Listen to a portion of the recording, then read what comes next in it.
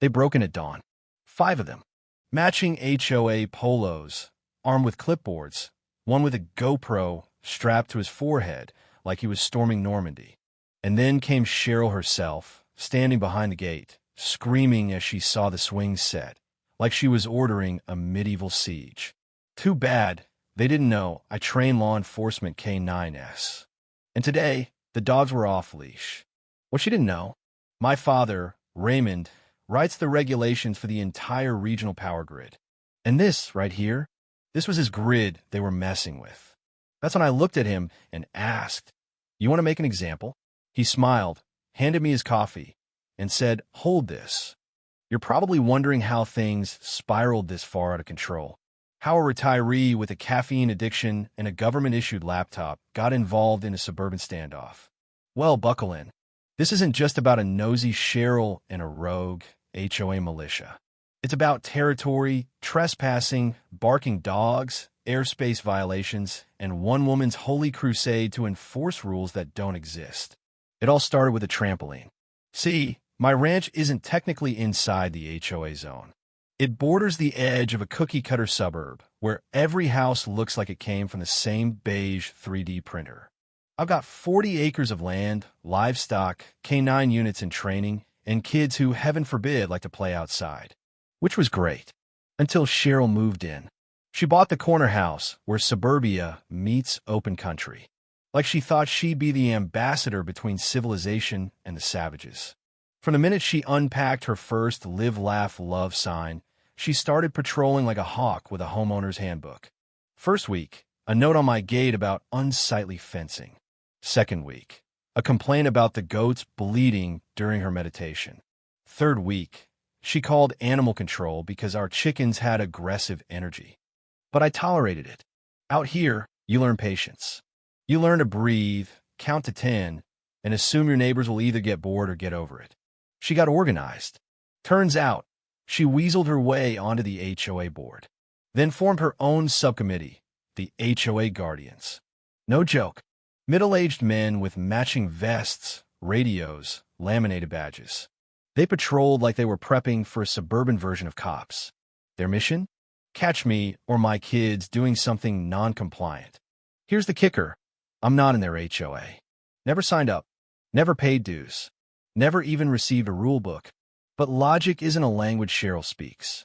She argued that since my property bordered the HOA, I was influencing the neighborhood's ambience and thus should be held to the same standards. At first, I laughed. Then came a drone. One afternoon, I heard buzzing over the pasture. Looked up. There it was. Cheryl's drone, hovering above my K9 kennels. 6 dogs in training, 2 of them retired police units. They did not like strange flying objects. I shouted a warning. She ignored it. So I went into the barn, came out with my 12 gauge, and turned that drone into confetti. Legally, I live in the county. She flew an unregistered drone under 400 feet over livestock and children without permission. That's called a bad decision. What followed was 10 minutes of screaming at the gate. I told her to call whoever she wanted. She did, which brings us back to that dawn siege. 5 of them, marching through the access path. Cheryl in a bathrobe and pearls, barking orders like General Patton. One guy had a body cam, another a measuring tape, and one held a printed satellite map with red XS. They made a beeline for the swing set. Apparently, Cheryl had decided it violated some imaginary setback line. I was sipping coffee when I saw them cross into my yard. "Well, boys," I said, "you're about to meet the locals." I whistled once. The dogs sprang into action. First ranger dropped his clipboard. Second tried to scale the fence backward. GoPro guy tripped on the hose, somersaulted into a flower bed. One shepherd herded them into a circle. My retriever peed on their flag markers. Cheryl shrieked about lawsuits.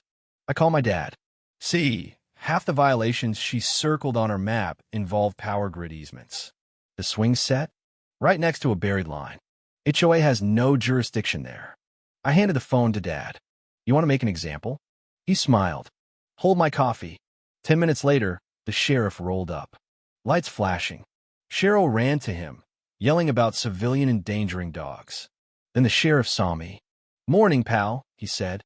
"Still training those Academy Bite units?" I nodded. "Want to see their performance review?" He laughed. Cheryl did not.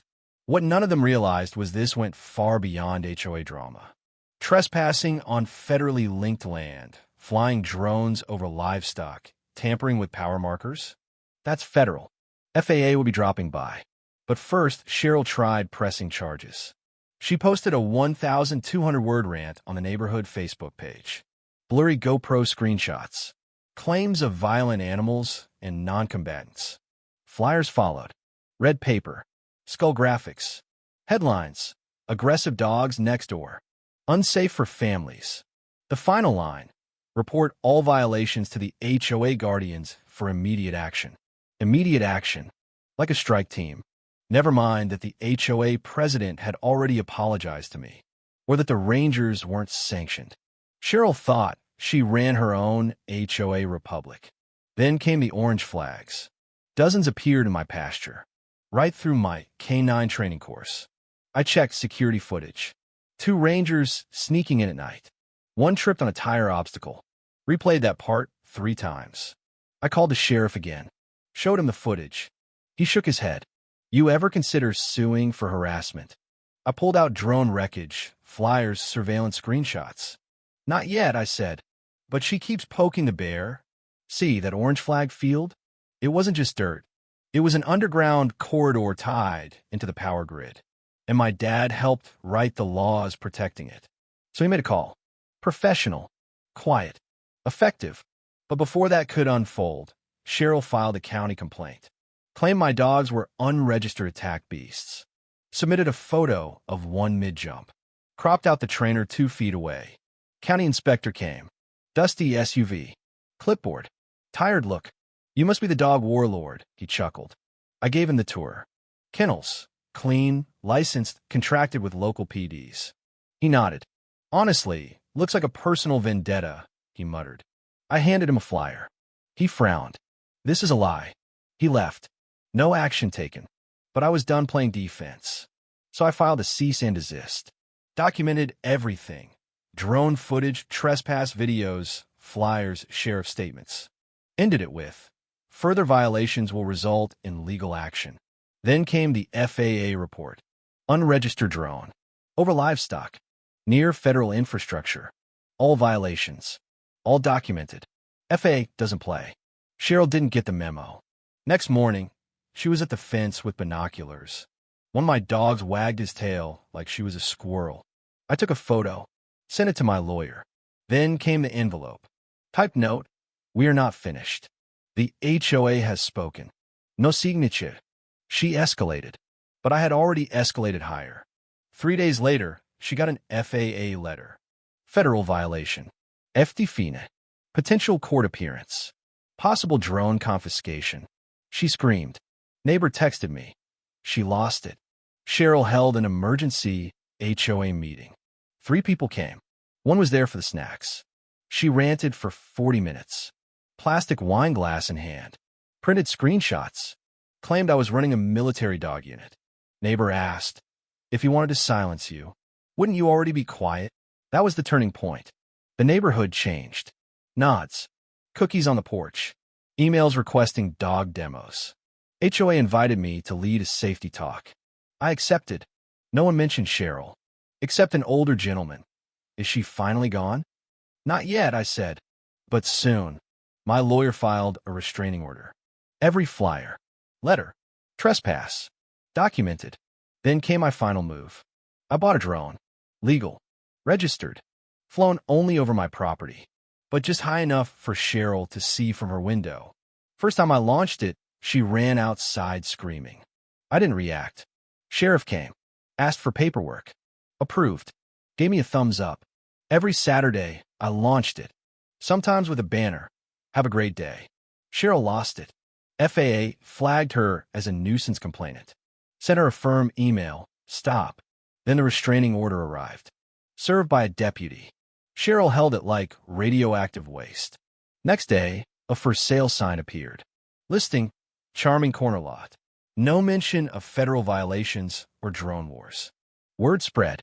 Buyers asked questions. One stopped by, chatted while I worked. I kept it polite. The house sat on the market. Price dropped. Mine went up. I expanded the training facility. Built a barn. Community showed up. Kids, veterans, rescue dogs. The ranch became part of the neighborhood. Cheryl faded. Occasionally seen grabbing mail or yelling at squirrels. But mostly, silent. Then one day, she was gone. No truc. No volvie.